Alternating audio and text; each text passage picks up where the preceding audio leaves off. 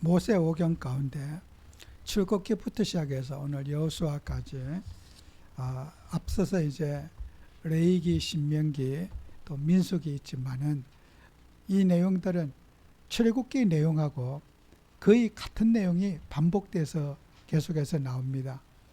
우리가 사복음서가 이렇게 중복되어 있듯이 그 출애굽기부터 이렇게 신명기까지 내용에서 계속해서 반복해서 나오기 때문에 오늘부터는 또 그게 앞에서 중요하지 않다는 것은 아니지만은 그러나 또 여호수아부터 이렇게 성경 말씀을 여러분에게 나누고자 합니다. 그래서 여호수아는 또 앞에 있는 신명기까지 내용하고는 다른 이제 내용이 이제 나오지요. 모세 시대가 끝나고 이제 가나안에 들어가서 이제 여호수아가 이제 사명을 붙잡고 가나안의 땅에 아브라함이 처음에 400년 전에 이제 가나안에 정착을 해서 거기에서 살던 그 땅에 이제 여호수아가 다시 들어가서 거기에서 사는 행동하는 얘기들이 이제 시작이 되는 것이 여호수아의 내용입니다. 그래서 여호수아는 모세가 죽은 후에 이제 여호수아만이 가나안에 출애굽한 백성이 가나안에 들어간 것은 이제 여호수아지요. 나머지 사람들은 광야에서 태어나 가지고 광야에서 살면서 이제 다시 이제 가나안에 들어가게 된 것이고 이제 1세대는 다 죽어서 없어지고 이제 가나안에 입성한 이제 광야 세대들이 이제 가나안에 들어간 그런 거죠. 그래서 애굽의 흔적을 지워버리려고 하나님은 광야에 애굽에 그 있던 모든 사람들은 광야에서 다 매장하고 광야의 백성이 이제 요단을 건너서 정착하게 된 거죠. 그래서 어떻게 보면 하나님께서는 이스라엘 백성들의 그런 불신앙과 세상 문화에 젖어 있는 그런 애굽의 백성들의 그런 모습들을 흔적을 싹 지워버리고 새롭게 가나안에서 이제 예배 생활과 영적의 생활을 시작하라고 하는 그런 의미가 있겠죠. 그래서 그 중에 이제 그 지도자 한 사람이 바로 여호수아지요. 그래서 여호수아는 이제 경험해보지 못하는 이제 현장을 이제 가게 되는 거죠. 그러니까 당연히 두려움이 있죠. 과거에 대한 두려움이 있죠. 타락의 문화에 대한 두려움. 또 하나님 백성들이 이렇게 살아가는 그런 불신자와의 삶 속에서 또 가나안에 들어가면은 또 역시 애굽이나 가나안이나 거기에는 가나안 원주민들이 살고 있었어요. 그 가나안 원주민들에게 동화되지 않고 그 타락의 문화에 물들지 않고 하나님 앞에 믿음을 지켜내기 위한 자신감, 두려움, 이것이 이제 지도자에게 있는 그런 마음의 압박감이잖아요. 우리가 또 세속에 물들고 그 가나안 땅을 정복하는 것보다 가나안 그 문화에 대한 이방 민족에 대한 그런 정복해야 될 땅들에 대한 영향과 두려움에 대한 지도자의 마음의 고충이 있었던 거죠. 우리는 세상의 모든 일들은 경험해보지 못한 것에 대한 두려움이 있어요. 여러분이 처음 가본 길 두렵고 걱정스럽지요. 또 여러분의 미래 두렵습니다. 우리가 오늘까지는 살았지만은 내일과 앞으로의 미래는 내 인생의 건강이 어떻게 될 건지, 또 먹고 사는 건 어떻게 될 건지, 환경의 변화가 어떨 건지 그 불확신을 우리가 가지고 있잖아요. 그래서 사람들은 미래에 대한 불안이 누구나 있어요. 그 미래에 대한 불안 때문에 사람들 어떻게 합니까? 종교를 가지게 되고 또 미래에 대한 불안을 미리 대책을 세우기도 하지요. 그러나 그 미래에 대한 불확신은 누구에나 있는 거잖아요. 그래서 그 믿음적 노화도 마찬가지예요. 창세기 9장 8절에서 17절에 보면은 노아가 이제 믿음을 지키고 홍수 속에서 살아남았습니다. 그래서 홍수 물 밖에 나와 보니까 노아의 8 식구 외에는 그 망망한 세상에 그 눈 떠 있는 세상에 인간이라고 하는 것은 8명뿐이 없었어요. 노아는 거기에서 포도농사를 해서 술을 과다하게 먹고 술이 취해서 이제 막 옷도 벌거벗게 벗고, 어떻게 보면은 노아는 홍수 이전보다 홍수 이후의 삶이 노아에게는 새로운 현실에 대한, 새로운 환경에 대한 적응이 아마도 힘들었을 겁니다. 극도의 불안에 시달렸을 것이고, 여기에서 내가 또 홍수에 대한 두려움, 부모님과의 이별, 친척과의 이별, 노아는 하나님의 위로가 없이는 감당할 수 없는 그런 인생의 트라우마와 상처에 노아가 놓여져 있었을 거예요. 노아가 홍수 바깥에 나와 방주에서 구원받았다고 해서 노아가 인생에 행복했었겠는가? 인간 노아도 사람이기 때문에 결코 홍수 이전보다 홍수 이후가 훨씬 더 노아에게는 인생의 데미지가 강했을 겁니다. 여러분의 이별의 슬픔, 부모님과의 이별의 슬픔, 사랑하는 가족들과의 이별의 슬픔은 인간이기 때문에 쉬울 수 없는 문제였을 겁니다. 그래서 노아는 술에 취하기도 했고 인생에 대한, 미래에 대한 불안과 염려로 가득 차 있었을 겁니다. 그래서 하나님이 노아에게 나타나셨습니다. 창세기 9장에 두려워하지 말라는 거지요. 무지개라고 하는 그 언약을 주면서 다시는 이 땅의 홍수로 인해서 그런 재앙이 없을 것이다, 약속을 하나님이 하시는 거죠. 노아가 염려하지 않았다면 하나님이 그런 약속을 했겠습니까? 동물도 지켜줄 거고 자연의 질서도, 자연의 순환도 정상적으로 잘 돌아갈 것이다, 계절이 잘 돌아갈 것이고 그런 자연과 생태계가 규칙적으로 돌아갈 것이다, 불규칙하게 돌아가지 않을 것이다. 갑자기 홍수가 나고 땅에서 물이 솟고 하늘에서 물이 쏟아져 갖고 그렇게 잠겨서 인생의 모든 꿈들이 다 없어지게 되는 그런 일은 없을 것이라고 하는 약속을 하는 겁니다. 하나님이. 노아의 인생의 트라우마를 어떻게 그가 극복할 수 있겠습니까? 여러분, 우리도 사람이 살다 보면 주님의 일 속에 여러분과 저에게 트라우마가 있습니다. 나도 모르는 트라우마, 염려, 실패에 대한 걱정, 염려, 여러분 그거 극복해야 됩니다. 우리 인생의 상처들이지 않아요? 우리도 모르는 그런 트라우마 속에 저와 여러분이 살아가니까 그 트라우마는 오늘의 현실의 문제로 드러나게 되는 거란 말이에요.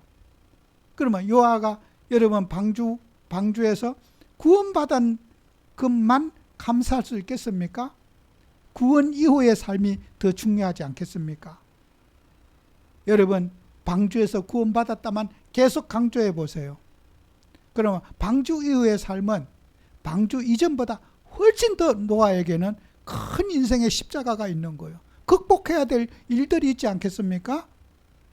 여러분, 우리가 구원만 강조하게 된다면은 신앙은 타락할 수밖에 없어요. 구원 이후의 삶이 더 중요하지 않겠어요? 노아가 방주 이전보다 방주 이후가 노아가 극복해야 될 일이 얼마나 정말 천배 만배로 더 극복해야 될 일이 많이 있을 줄 압니다. 그 믿음전 노아가 술을 먹고 옷이 빨가벗을 정도로 그렇게 술을 취했다는 것은 그 노아의 인생의 트라우마는 노아가 감당할 수 없을 만큼 힘든 일이었을 겁니다. 여러분, 우리는 사람이 살아가면서 여러분의 인생이 가지고 있는 지식, 경험, 그것이 전부 우리 인생의 트라우마가 됩니다. 내가 알고 있는 지식, 선지식이지요. 그 선지식은 오늘의 현실의 문제고 미래를 이끌어가는 거예요. 그렇기 때문에 사람 불신자는 그러잖아요. 운명이다. 인간은요, 자기가 경험한 그 세계에 갇혀 있는 거예요. 자기가 알고 있는 지식에 인간은 갇혀 있는 거예요. 그죠? 거기에서 인간은 노예가 되어져 살아가는 거예요. 우리는 그 속에서 여러분이 그 인생의 트라우마에서 빠져나오는 것이 여러분 그리스도의 복음이어야 되는 거예요. 여호수아도 마찬가지죠. 여호수아 1장에서 가장 많이 말하는 게 뭐예요? 두려워하지 말라. 내가 모세와 함께 있던 까지 내가 너와 함께 할 것이다. 그죠? 모세는 지도자로서의 굉장한 부담감을 갖고 내가 이 백성을 어떻게 이끌어가? 그 믿음 좀 모세도 고생하고 고통받는 거 여호수아는 따라다니면서 충분히 봤어요. 그 백성들의 불신하는 모습도 보고 다 봤어요. 내가 과연 이 백성을 이끌어갈 수 있을 것인가? 자신감 없었어요. 하나님은 내가 모세와 함께 너와 함께 있다고 수없이 말하지만은 여호수아는 그 사명을 받기가 부담스러웠어요. 그래서 하나님께서 조건을 제시하는 거예요. 너는 아무것도 안 해도 된다. 말씀에만 순종해라. 그리하면 모든 너의 두려움은 없어지게 될 것이다. 두려움은 두려움으로 끝나고 너의 현실에 그 두려움은 문제가 되지 않을 것이다. 말씀에 순종하고 지시된 말씀을 따라 살아가라. 이것이 여호수아가 사명을 받고서 하나님 앞에 말씀 붙잡고 살아라. 세상에 속지 말고 논리에 속지 말고 말씀 속에 거하면서 살아라. 그것이 하나님에게 여호수아에게 너의 인생의 한계를 극복하는 길은 하나님 말씀뿐이 없다. 이렇게 여호수아에게 하나님이 말씀을 주시는 겁니다. 그래서 여러분과 저는 항상 기억하면서 정말 우리는 하나님의 말씀을 붙잡고 여러분이 살아갈 때 범사가 형통하게 되고 범사가 주님의 축복을 받게 된 줄 압니다. 그러면 여러분은 어떻게 해야 됩니까? 앞으로 어떻게 합니까? 여호수아처럼 말씀 성취의 응답을 가지고 저와 여러분이 살아야 돼요. 이스라엘이 출애굽하고 다시 가나안으로 회개했단 말이에요. 그죠? 이제 출애굽하고 광야 40년 여호수아 회개했잖아요. 그러면 창세기 12장에 하나님께서 아브라함에게 내가 너를 본토 아비 집에 가나안에 천착했어요. 그때 보면은 창세기 13장에 보면은 그때 가나안에 원주민이 있었더라 그랬어요. 하나님은 말씀으로 내가 내게 지시하는 땅에 가서 살아내는데 아브라함은 어떻게 해요? 창세기 13장에 보면은 마물의 상수리 수풀에 거하면서 거기서 여호와의 제단을 쌓고 노숙하는 인생이 되고 거기에서 광야에 이스라엘 백성들이 40년 동안 광야 생활이 아니라 아브라함도 어떻게 해요? 노숙 생활하면서 텐트를 치고 거기에서 제단을 쌓으면서 거기에서 마물의 상수리 나포에서 거기가 짐을 풀고 거기에서 살았다는 말이에요. 그래서 창세기 13장에 보면은 아브라함이 이루었던 거 있잖아. 재산. 롯과의 인생에 갈등이 있었어요. 갈등이 있어가지고 이제 재산이 너무 많아가지고 목초지가 서로 분쟁이 생겼어요. 근데 아브라함은 롯이라고 하는 인생은 아브라함에게는 없어서는 안 될 인생인 거예요. 자식이 없는 고령의 나이에 롯은 자기의 친양자였어요. 아들이었어요. 그 시대 법으로서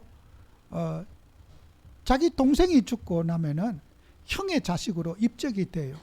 법적으로 롯은 내가 낳지 않았지만은 아브라함은 롯이 자기 자식인 거예요. 상속자인 거예요. 근데 롯이 집을 떠났어요. 집을 떠나고 나니까 이제 아브라함에게는 상속자가 없는 거예요. 법적인 상속자가 없어졌어요. 그때 롯이 아브라함이 어디 갔습니까? 산에 올라가서 예배하고 기도하는 거예요. 하나님이 아브라함에게 나타나서 동서남북을 바라보라. 너 밟는 땅을 다 너에게 줄 것이다. 너의 후손에 대한 또 약속을 하나님이 아브라함에게 해주시는 거예요. 너의 후손이 번성하게 될 것이다. 네가 바라보는 그 자식이 없어졌지만은 하나님의 백성들이 너를 통해서 늘어나게 될 것이라고 하는 아브라함에게는 육신의 자식이 아닌 영적인 자식이 너를 통해서 번성하게 될 것이라고 하는 약속을 받습니다. 여러분, 우리는 하나님 앞에 말씀에 순종하면서 정말 우리는 영적인 삶을 누리고 영적인 자손들이 번성하는 거. 성경에는 제가 아까 2부에서도 말씀드렸지만 사람들이 바라는 복음을 성경은 말하지 않아요. 복음은 하나님이 원하시는 복음이어야지 사람이 원하는 복음, 그런 복음은 성경에서 말하지 않아요. 우리가 성경에 말하는 복음은 뭡니까? 주님의 만족이 되는 복음이어야 돼요. 하나님께 영광이 되는 복음이어야 되는 거예요. 사람들이 가진 복음은 그거는 다 가짜 복음인 거예요. 제가 일부에서 얘기 드렸잖아요. 농부가 과일을 생산하거나 식품을 생산할 때 소비자가 원하는 것을 생산해야지 돈을 벌고 생계를 유지할 수가 있어요. 우리 도시 사람들은 어떤 그 질보다도 이렇게 눈에 좋은 거, 그런 입에 맛있는 거, 그런 우리도 모르게 가스라이팅이 당해져 있는 거예요. 여러분, 야채들도 정상적인 야채들은요, 자연산 야채들은 진녹색이 되어 있지 않아요. 파를 사더라도 파가 조금 엷은 녹색이 돼야 돼요. 연한 색깔이에요. 그게 이제 자연산 이게요. 그러나 칠소지를 과하게 한 것은요, 아주 새파란 색깔로 변해요. 그런데 우리가 시장에 가서 마트에 새파랗게 이런 색깔이 있을 때 주부들이 아이고 싱싱하고 나고 사요. 그 자연산 그런 자연 환경에 자란 것들은 색깔이 약간 갈색 비슷하게 그렇게 자라요. 대파들도, 야채들도 마찬가지, 상추도 마찬가지고 모든 야채가 다 그래요. 과일도 마찬가지예요. 과일도 자연산 과일들은 달지 않아요. 당도가 그렇게 높지 않아요. 그러면 소비자가 달지 않으면 맛이 없다, 가스라이팅이 당한 거예요. 달면 맛있다, 이렇게 머릿속에 세뇌가 되어 있는 거예요. 몸에 이롭고 나쁘고 그런 건 관심 없어. 맛이라는 것이 결정되어 있어요. 소비자가 달면 맛있다, 달지 않으면 맛없다, 이렇게 결정되어 있어요. 그러니까 몸에 건강한 과일을 생산하면 어떻게 해요? 안 팔려요. 안 사. 사람들에게 가스라이팅이 당해 있는 거예요. 달면 맛있다. 그 우리나라 사람들이 이렇게 사과가 맛있다, 복숭아가 맛있다. 여러분, 미국 사과 드셔봤습니까? 그거 우리나라 사람 못 먹어요. 껍질이 두툼해가 이빨도 안 들어가. 근데 껍질처럼 먹어. 단맛이 거의 제로에 가까워요. 이게 무슨, 한번 비워먹고 다 던져버려요. 호텔에 그 사과 나오잖아요. 한번 비워먹고 입에 딱 씻고 다 버려버려요. 그거 한 개 더 먹는 사람 한 명도 못 봤어. 완전히 진짜 맛대가리 빵점이에요. 우리처럼 부드럽고 이렇게 단물이 착착 나오는 그런 과일을, 복숭아, 자두 다 그래요. 제가 한번 그래서 복숭아가 왜 이래요 맛이, 그랬더니 복숭아 맛이 이렇지 어떠냐고 묻더라고. 저한테 미국 가서. 복숭아가 원래 이런 맛인데 뭐 어떠냐고 묻더라고. 우리나라면 달고 막 목에 단물이 착착 넘어가야지 와 맛있다 이러는 거예요. 그죠? 여러분, 사람에 길들여져 있는 거예요. 건강의 유무와는 아무 관계 없어요. 여러분, 우리 복음이 바로 그런 거예요. 사람들이 찾는 그 복음, 인생이 번영되고 건강해지고 축복받고 뭐 어떤 돈 잘 벌고 장수하고 막 이런 거 있잖아요. 사람들이 기다리는 복음이 아닌 우리 예수님이 원하는 복음이어야 된다는 거예요. 그죠? 그 여러분이 우리가 복음 하는데 내 복음하고 예수님이 원하는 복음이 다르다는 거예요. 하나님이 원하는 복음이 다른 거예요. 성경에는 그런 건강해지는 복음, 돈 버는 복음, 그런 복음은 성경 신구약 66권에 없어요. 그게. 성도들이 축복 기도해 주세요. 축복 기도. 목사는 눈치 보면서 성도님들이 원하는 복음을 해야지 밥 먹고 살고 인기가 있고, 이게 해로운 복음인 줄 알면서도 어쩔 수 없이 목사는 십자가의 복음보다는 고난의 복음, 희생의 복음, 내가 죽어야 그리스도가 산다는 이 복음 외에 인간의 자존감을 세우는 복음을 전달해 줘야지 목사가 밥 먹고 살 수 있어요. 교회도 부흥되고. 여러분, 이 갈림길에 있는 거요. 목사가 사람의 기분을 맞출 건지 주님의 영광을 위해 살 건지 이것도 목사의 선택인 거예요. 그죠? 우리가 그리스도의 복음은 고난의 복음인 거예요. 그죠? 십자가를 지고 희생하고 헌신하고 사랑하고 섬김을 다하는 그 복음이어야 되지 않겠어요? 그런데 우리는 성경이 원하는, 주님이 원하는 복음이 아닌 나의 복음을 선택했단 말이에요. 저와 같은 목사도 그것은 성도들의 길을 즐겁게 하고 마음의 위안을 주는 복음이어야 되는지, 주님이 원하는 복음이어야 되는지, 이거 정말 이게 매 순간마다 판단해야 되는 거예요. 우리는 어떤 복음을 갖고 있습니까?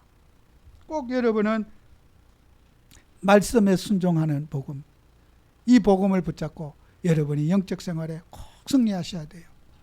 말씀에 순종하여 우리 유익을 따라서 육신의 욕망을 채우게 한 복음이 아닌 그리스도의 복음을 세우는 우리가 되자. 우리가 정말 이 교회를 하나님이 세우시고 이 교회가 주님의 영광을 드러내고 그리스도 이름이 존귀하게 되는 교회가 되도록 우리는 교회를 사랑하고 교회를 섬기는 여러분이 되셔야 된다는 거예요. 그래서 우리는 여러분이 헌신, 우리의 모든 삶의 결과로서 헌신의 삶을 살아가는 증인이 되어야 되는 거예요. 정말 여호수아가 이 두려움을 극복하고 영적인 지도자로서 백성을 이끌어갈 때 사람 앞에서가 아닌 너는 하나님의 말씀에 청종하고 사람의 기분을 맞추거나 비위를 맞추거나 그렇게 살지 말고 말씀에 청종하면은 너는 지도자로서 형통함을 보게 될 것이라고 하는 것이 여호수아 1장에서 주는 우리에게 교훈입니다. 여러분도 그렇게 사시길 바라요. 여호수아처럼 말씀 따라가고 우리는 우리의 모든 탐욕과 욕심을 주님의 십자가에 못 박고 정말 그리스도로 승리하는 여러분의 삶이 꼭 되시기를 축원합니다. 기도합니다. 주님, 오늘도 우리에게 은혜를 주셔서 정말 우리 인생의 두려움을 극복하고 또 우리는 지난날의 모든 상처들을 극복하는 그런 믿음을 갖기를 원합니다. 말씀 앞에 서서 말씀의 인도를 받으며 말씀 성취의 축복을 누리는 삶이 되도록 축복해 주옵소서. 아멘. 예수님 이름으로 기도합니다. 아멘.